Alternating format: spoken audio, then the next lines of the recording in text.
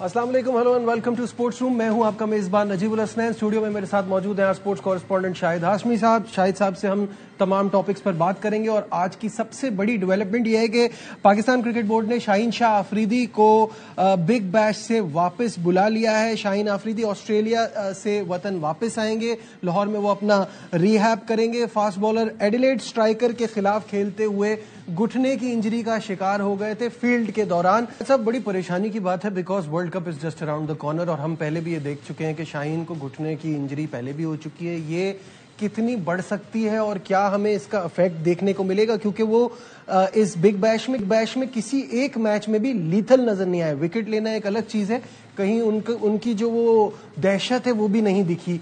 तो क्या कहेंगे इसमें? हार्ड ग्राउंड्स होते हैं, जाहिर उसमें फास्ट बॉलर को बहुत मुकम्मल फिट होने की जरूरत होती है।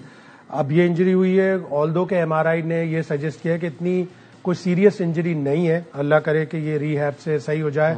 और वहां के एक्सपर्ट्स ये कह रहे हैं कि 8 से 10 दिन में शाहीन शाह अफरीदी दोबारा बॉलिंग कर सकेंगे। तो ये एक अच्छी खबर है पाकिस्तान के लिए। ऑल्दो के पाकिस्तान को अपने प्लेयर देने होंगे जब भी बाहर की बड़ी लीग्स होंगी। फॉर एग्जांपल बिग बैश है, वेस्ट इंडीज की कैरेबियन प्रीमियर लीग है, IL T20 में चाहे आप दे ना दें इसलिए कि UAE के खिलाड़ी आपको नहीं चाहिए, लेकिन साउथ अफ्रीका की लीग हो गई, वेस्ट इंडीज की लीग हो गई, बिग बैश हो गई, इन लीग्स में आपको अपने प्लेयर देने पड़ेंगे ताकि आपकी रेसिप्रोकल अरेंजमेंट हो। इसीलिए पाकिस्तान ने अपने 6 प्लेयर्स दिए, एक को शादाब खान को बुलाया, बाकी को खेलने की इजाजत दे दी थी।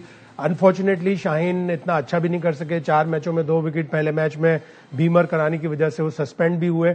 तो अल्लाह करे वो 8-10 दिन दोबारा बॉलिंग करने लगे और फिर पाकिस्तान में ही रहकर थोड़ी प्रैक्टिस मोमेंटम करें, इसलिए कि T20 वर्ल्ड कप में शाहीन विल बी अ की कॉग इन पाकिस्तान बॉलिंग। शायद साहब, let's talk about the pros and cons, जिसकी ऊपर हम ये बात करेंगे कि hमें ये प्लेयर्स देने से क्या फायदा हो रहा है और क्या नहीं हो रहा, क्योंकि रिस्क बहुत बड़ा था। आपने बिग बैश की टाइमिंग ऐसी है कि वर्ल्ड कप बहुत करीब था और शाहीन हमें पता है कि इंजरी प्रोन भी है और उनके ऊपर हमारा बॉलिंग अटैक टिका हुआ है।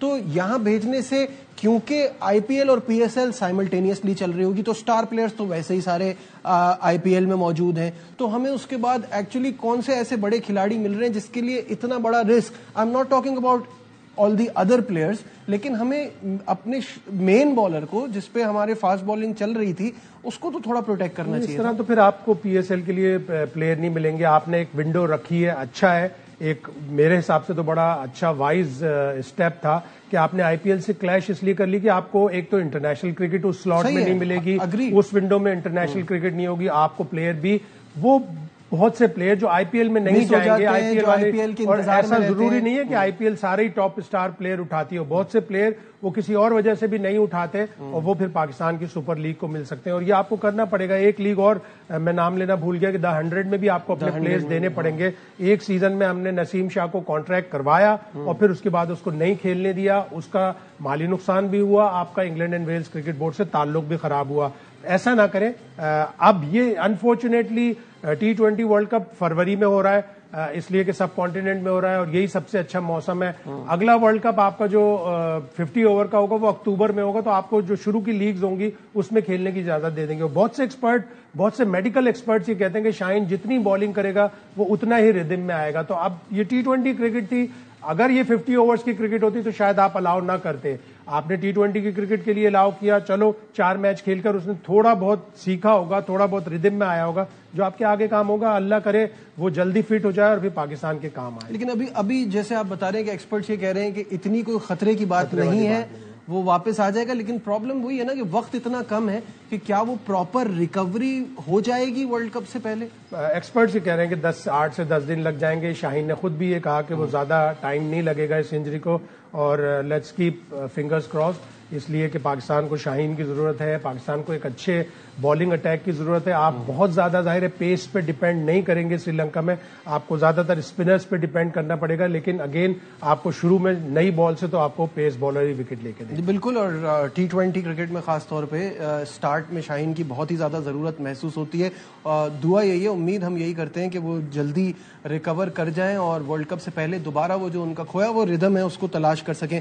यहाँ आपको एक और अपडेट ये भी देते चलें कि पाकिस्तान क्रिकेट बोर्ड ने डायरेक्टर ऑफ स्पोर्ट्स हायर कर लिया है। डॉक्टर जावेद मुगल को पाकिस्तान क्रिकेट बोर्ड ने डायरेक्टर और एक्सरसाइज मेडिसिन لے کر آئے ہیں. ڈاکٹر مغل جو ایک طویل عرصے سے برطانیہ میں مقیم تھے اور وہاں اپنی ذمہ داریاں سنبھالی ہیں, اب انہوں نے پاکستان کے ساتھ کام کرنا ہے. پاکستانی کرکٹرز کی جو انجریز ہے اس کو بھی وہ دیکھیں گے. سب سے بڑا کام جو انہوں نے کیا وہ شاداب خان کے ساتھ کیا ہے ریسنٹلی. شاہد صاحب کیا جانتے ہیں ان کے بارے میں اور یہ کیسی ہائرنگ ہے آپ کے خیال میں؟ دیکھیں سارے پلیئر زیادہ تر انہی کے پاس جاتے ہیں. ڈاکٹر زیف ہیں ان کے پاس جاتے ہیں, ڈاکٹر جاوید مغل کے پاس جاتے ہیں. ہم ایک پروگرام میں ڈاکٹر مات کو بھی بلا چکے ہیں, وہ بھی کر چکے ہیں. جاوید مغل کا بڑا ریسپیکٹڈ اور بڑا پرومیننٹ نام ہے.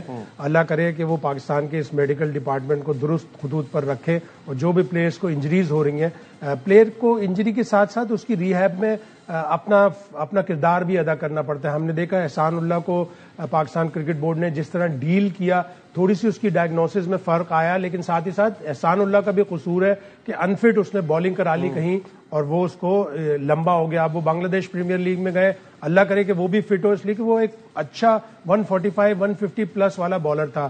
تو best wishes to Javed Mughal sahab اور ان تمام انجرڈ بالرز کو کہ وہ ان کی نگرانی میں آئے اور فٹ ہوں اور پاکستان کو سرو کر سکیں. اچھا, یہ ایک بڑا عجیب سا میں دیکھتا ہوں جب باقی پلیئرز کو دنیا کے کہ جب وہ انجری پہ جاتے ہیں, let's not talk about England, ان کے والے ذرا زیادہ ہی انجرڈ رہتے ہیں, لیکن میں دیکھتا ہوں جو انجری کے بعد آتے ہیں ان کی ریکوری فل ہوتی ہے اور وہ پچھلے سے زیادہ ڈیڈلی رکھتے ہیں. ہمارے والے جو ہیں وہ ان کو ہم مس ہی کرتے رہ جاتے ہیں کہ وہ جو 2 سال پہلے تھا اب ایسا نہیں ہے, اور یہ ٹائم اینڈ اگین ہوتا ہے ہمارے فاسٹ بالرز کے ساتھ. دیکھیے جتنا اسپورٹس میڈیسن کے اسپورٹس ڈاکٹرز کی ذمہ داری ہوتی ہے, اتنی ہی پلیئر کی بھی ذمہ داری ہوتی ہے کہ وہ اپنا ریہیب پراپرلی کرے, جلدی نہ کرے. سلیکٹرز کا بھی کام ہے کہ وہ پراپر ریہیب کرنے کے بعد 2-3 میچز کھلوائیں تاکہ وہ ردم میں آئے, تاکہ اس کی ریہیب کا پتہ چل سکے. اب آپ پیٹ کمنس کی مثال لیں, سارے لوگ کہہ رہے تھے کہ نہیں ایشز کے پہلے ٹیسٹ میں فٹ ہو جائے گا. ایشز کا پہلا ٹیسٹ نہیں کھلایا, ایشز کا دوسرا ٹیسٹ نہیں کھلایا, تیسرا ٹیسٹ وہ کھیلا, وہ مچل اسٹارک اور جو بالر کھیل رہے تھے ان سے زیادہ اچھا نظر آیا. اس کے باوجود انہوں نے کہا نہیں اب ہم نے 3-0 جیت لیا, ہمیں آگے T20 ورلڈ کپ دیکھنا ہے. انہوں نے کہا اگلے دونوں ٹیسٹ پیٹ کمنس نہیں کھیلے گا. پریکاشنری ہے, بالکل پریکاشنری ہے. وہ ابھی بھی کھیل سکتا تھا چوتھا ٹیسٹ, لیکن انہوں نے کہا نہیں ہم اس کو چوتھے اور 5ویں ٹیسٹ میں, ظاہر ہے وہ ڈیڈ ربر ہو گیا, ایشز تو آسٹریلیا جیت چکا, تو انہوں نے کہا یہ ڈیڈ ربر میں ہم نہیں کھلائیں گے, ہم اس کو T20 ورلڈ کپ میں کھلائیں گے, اور T20 ورلڈ کپ کے لیے وہ پروویژنل اسکواڈ میں بھی شامل ہیں. بالکل ٹھیک ہے. اور again best wishes doctor Javed Mughal کو, اور جو انجری کے مسائل ہمارے پلیئرز کے ساتھ رہتے ہیں, اور جس طرح سے بھی شاہد صاحب نے کہا کہ وہ مس ہینڈل بہت بری طریقے سے ہوتے ہیں, کچھ بورڈ کی بھی غلطی ہوتی ہے اور کچھ پلیئر کو صحیح سے ہینڈل نہیں کر پاتے, تو امید کرتے ہیں یہ آگے ایسا نہ ہو. موونگ آن, جیسے کہ ہم بات کر رہے ہیں کہ world cup is just around the corner اور تمام ٹیمیں جو ہیں وہ اپنی تیاریوں میں مصروف ہیں. کاؤنٹ ڈاؤن جاری ہے ورلڈ کپ کا. میگا ایونٹ کی تیاریوں کے لیے مختلف ٹیموں کی سیریز جو ہے, جو تیاری کے حوالے سے سیریز ہے وہ جنوری میں ہے, اور متعدد کھلاڑی لیگز بھی کھیل رہے ہیں. یا وقت ہو گیا ایک بریک کا, ڈسکشن کو آگے بڑھائیں گے, اسی پر بات کریں گے, کہیں مت جائیے گا. We'll be right back.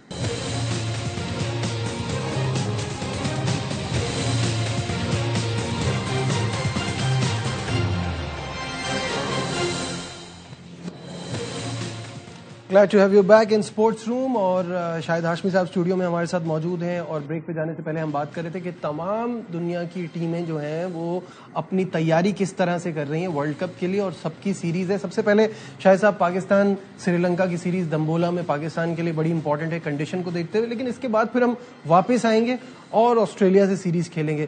وہ جو پہلے پلان ذہن میں آ رہا تھا کہ why not tri series but Pakistan Sri Lanka, Australia in Sri Lanka, یا ہم سری لنکا میں ہی آسٹریلیا سے کھیل لیتے, اس سے کچھ زیادہ فائدہ نہیں ہوتا, یا آپ سمجھتے ہیں یہ بھی بہتر ہے؟ فائدہ تو ہوتا ہے, لیکن ظاہر ہے سری لنکا میں بھی تیاریوں کے لیے گراؤنڈ میں کام ہو رہا ہے. ایس ایس سی پر وہ بن رہی ہے, فلڈ لائٹس لگ رہی ہیں, تو کام تو ہو رہا ہے. اچھا ہوتا کہ وہیں پہ ہوتی, لیکن آپ کو ایسی کنڈیشن دینی پڑیں گی ان 3 میچوں کے لیے. ابھی تک تو یہی لگ رہا ہے کہ لاہور میں ہوں گے وہ تینوں میچ. کراچی ایک دفعہ پھر انٹرنیشنل میچوں سے محروم رہے گا, کراؤڈ نہیں آ رہا, اس کا قصور ہے, اسی لیے انٹرنیشنل میچز نہیں ہو رہے کراچی میں. تو ریکی کر کے جو آسٹریلیا کا وقت گیا ہے وہ قذافی اسٹیڈیم کا گیا ہے, اس کا مطلب ہے قذافی اسٹیڈیم میں وہ سیریز ہوگی. آلدو اگر وہاں فاگ کا کوئی چکر ہوا تو پھر آپ کو کہیں اور شفٹ کرنی پڑے گی. تو کوشش ہی کرنی چاہیے پاکستان کرکٹ بورڈ کو اور ڈپارٹمنٹس کو کہ ایسی کنڈیشن رکھیں, اسپننگ کنڈیشن رکھیں, تاکہ ہمیں سری لنکا کی ڈپلیکیٹ کرنے میں فائدہ ہو اور ہم آسٹریلیا کو ایک ٹف ٹائم دیں. 3 میچ جیتے تو بہت ہی اچھا ہے, لیکن جتنے بھی میچ جیتے ہمیں مکمل تیاری کا موقع ملے. بالکل صحیح ہے. اچھا, یہ تو ہو گئی ان کی بات. ساتھ میں انڈیا نے نیوزی لینڈ سے سیریز کھیلنی ہے, اس میں ون ڈے بھی ہے اور اس میں ظاہر ہے روہت شرما وراٹ کوہلی بھی دکھائی دیں گے اور T20 بھی ہے. اس وقت تو مجھے لگتا ہے اگر پریپریشن کے حساب سے دیکھیں تو ڈیفینڈنگ چیمپئن سب سے اسٹرانگ ہی نظر آ رہے ہیں. بہت زیادہ فیوریٹ ہے. میں نے ایک دن پروگرام میں کہا تو مجھے 2-3 میسج آئے کہ آپ انڈیا کو فیوریٹ کہہ رہے ہیں. India being a team not a country, ہم اس کو کنٹری کے طور پر یا ہماری جو چل رہی ہے ان سے چپقلیش یا جو بھی پرابلم اس لحاظ سے نہیں دیکھیں. اس لحاظ سے دیکھیں کہ وہ انہوں نے 14 bilateral T20 international series consecutive جیتی ہیں.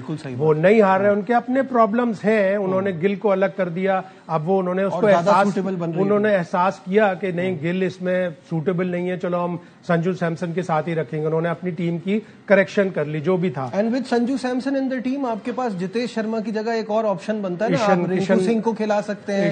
کشن بھی آ گیا جس نے انہوں نے ڈومیسٹک ٹورنامنٹ کی پرفارمنس میں اس کو لے کے آئے تو ظاہر ہے وہ ایک one of the top favourite teams ہیں. ون ڈے جو نیوزی لینڈ اور انڈیا کے ہوں گے مجھے لگ رہا ہے بڑے ون سائیڈڈ ہوں گے, اس لیے کہ نیوزی لینڈ کی بڑی ڈیپلیٹڈ ٹیم ہے. لیکن T20 کی سیریز وہ بہت اچھی ہوگی, اس لیے کہ T20 کا وہی اسکواڈ ہوگا آلموسٹ نیوزی لینڈ کا جو ورلڈ کپ میں کھیلے گا.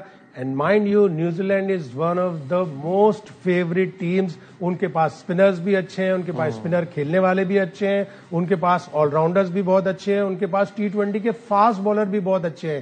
نواز نے اس سال سب سے زیادہ T20 میں وکٹیں لی ہیں انٹرنیشنل میں. سیکنڈ نمبر پہ جیکب ڈفی ہے, ٹال ہے, چاہے آپ اس کو فلیٹ پچ دیں گے لیکن وہ اپنی ہائٹ سے, باؤنس سے, اپنی سوئنگ سے آؤٹ کرے گا. تو نیوزی لینڈ کی ٹیم بھی ایک ٹاپ فیوریٹ ٹیم ہے. اور نیوزی لینڈ اور انڈیا کا یہ جو سیریز ہوگی 5 T20 کی, اس میں بھی انڈیا کی اسٹرینتھ کا اور نیوزی لینڈ کی اسٹرینتھ کا پتہ چلے. ویسٹ انڈیز ساؤتھ افریقہ کی اگر ہم بات کریں تو ان میں بھی آپ ویسٹ انڈیز کو تو کبھی بھی رول آؤٹ نہیں کر سکتے, ڈارک ہارسز ہیں. Plus South Africa with the brand of cricket they are playing, although وہ بھی ہارے ہیں سیریز, لیکن اگر آپ دیکھیں ان کے جو آل راؤنڈرز ہیں وہ بڑے ایکسائٹنگ نظر آتے ہیں, جس میں آپ مارکو ینسن ہے, کاربن باش ہے, پھر بریوس کے فارم میں ان کو مڈل میں ایک بڑا زبردست ہیٹر ملا ہے. تو بڑی مطلب ایک اینڈرک کلاسن کے جانے کے بعد لگتا تھا کہ وہ کمی آئے گی, لیکن ٹیم بڑی بیلنس ہے. دیوال براوس کو انڈیا اور سری لنکا کی کنڈیشنز میں کھیلنا نہیں آیا ابھی تک. وہ اگر وہ کلاسن کو ریپلیس کر رہا ہے تو انڈیا اور سری لنکا میں وہ اسپنرز پہ اچھی بیٹنگ کرتا ہوتا, جو کہ ایک خاصا تھا کلاسن کا. پچھلے T20 ورلڈ کپ میں کیا بیٹنگ اس نے کی ہے, فائنل تک لے کے گیا.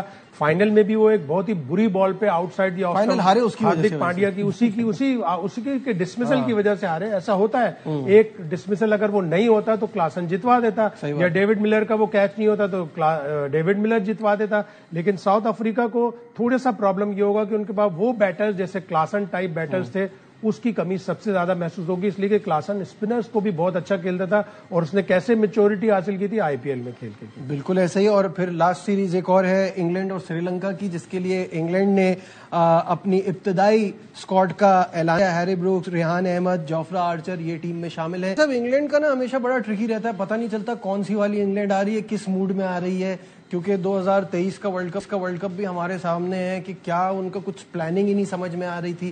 اب آپ کو کیا لگتا ہے اس ٹیم کو دیکھتے ہوئے, صلاحیت تو ہے لیکن کیا وہ ایٹیٹیوڈ ہے؟ انگلینڈ کو بھی وہی پرابلمز ہوں گے جو ساؤتھ افریقہ کو ہوئے, کہ اسپنرز پہ کھیلنا اور اچھے اسپنرز کی بالنگ کرنا.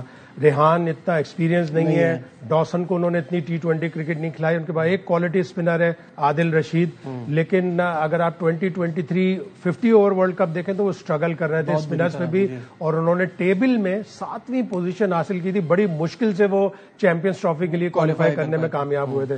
تو ان کو بھی یہی پرابلم ہوگا. لیکن 2 ٹیمیں ایسی ہیں جن کو اسپنرز پہ, جو فورن ٹیم ہے, جو باہر کی ٹیم ہے جیسے آسٹریلیا اور نیوزی لینڈ, ان کو اسپنرز پہ اتنا انہوں نے اپنے آپ کو میچور کر لیا. اور نیوزی لینڈ نے جا کے سیریز ٹیسٹ میچوں کی 3-0 انڈیا کو ہرایا, جس نے شو کیا کہ ان کو اسپنر کھیلنے کی بھی اچھی عادت ہے اور اسپن کرانے کی بھی اچھی عادت ہے. And that's a big turn around, کیونکہ ایک وقت تھا جب وہ انڈیا اور سری لنکا میں جا کے اسپنر پہ ایسا پھنستے تھے کہ پورا میچ نمٹ جاتا تھا. اچھی ٹیمیں اور اچھے کرکٹ بورڈز یہی کرتے ہیں کہ ان کو پہلے سے ٹارگٹ کرتے ہیں کہ ہم کس ملک میں جا رہے ہیں, ہم وہاں کس طرح کھیلیں گے, ہمیں وہاں کس طرح کی کنڈیشنز ملیں گی. اور مین چیز پھر یہ کہ آپ کو کنڈیشنز کی ریسپیکٹ کرنی پڑتی ہے. انگلینڈ کی طرح نہیں کہ آپ کو باؤنسی اور سوئنگ کنڈیشن مل رہی ہیں اور دے مار 4.5 کر رہے ہیں, پہلے 2 ٹیسٹ ہار گئے, پھر تیسرا ٹیسٹ بھی ہار گئے. تو کنڈیشنز کی جو ریسپیکٹ کرے گا, جو کنڈیشنز کے لیے پہلے سے پریپیئر کرے گا, وہ فاتح ہوگا, وہی سکندر ہوگا. چلتے چلتے آپ نے ٹاپک چھیڑ دیا ہے, تو وہ جو ٹاڈ گرین برگ کی راتوں کی نیندیں اڑی ہوئی ہیں کہ 2 دن میں یہ والا میچ بھی ختم ہو گیا. پہلے ٹیسٹ میچ میں $3.3 ملین کا نقصان ہوا, اس بار اور بھی بڑا ایکسپیکٹڈ ہے. کیا دیکھ رہے ہیں یہ پریشانی؟ اوور آل تو وہ کہہ رہے ہیں کہ $25 ملین کا نقصان ہے, جو کہ ہیوج ہوگا. اور ٹاڈ گرین برگ نے یہی کہا کہ short test are not good for business. اور واقعی یہ سب ساری بات ہے کہ بہت سارے جو فینز آئے تھے ان کے لیے پرابلم ہوا کہ بیچارے 2 دن میں ٹیسٹ میچ ختم ہو گیا. لیکن گریگ چیپل اور میتھیو ہیڈن دونوں بلاسٹ کر رہے ہیں دونوں ٹیموں کی بیٹنگ کو, کہ ٹھیک ہے کنڈیشنز ذرا مشکل تھیں, لیکن ایک بھی پلیئر نے کھڑے ہو کر لمبا اسکور نہیں کیا. ایک بھی پلیئر نے کھڑے ہو کر 2-4 منہ پر, ہاتھ پر, گال پر گیندیں نہیں کھائیں, ٹانگ پر گیندیں نہیں کھائیں, کہ وہ کھڑے ہوتے اور لمبا اسکور کرتے. وہ T20 کی وجہ سے پورے ٹیسٹ میچ میں ایک بھی 50 نہیں ہوا. ٹھیک ہے, بہت بہت شکریہ. شاہد ہاشمی صاحب ہمارے ساتھ تھے. آج کے بس اتنا ہی. دیجیے اپنے میزبان نجیب الحسنین کو اجازت. اپنا بہت خیال رکھیے. اللہ حافظ.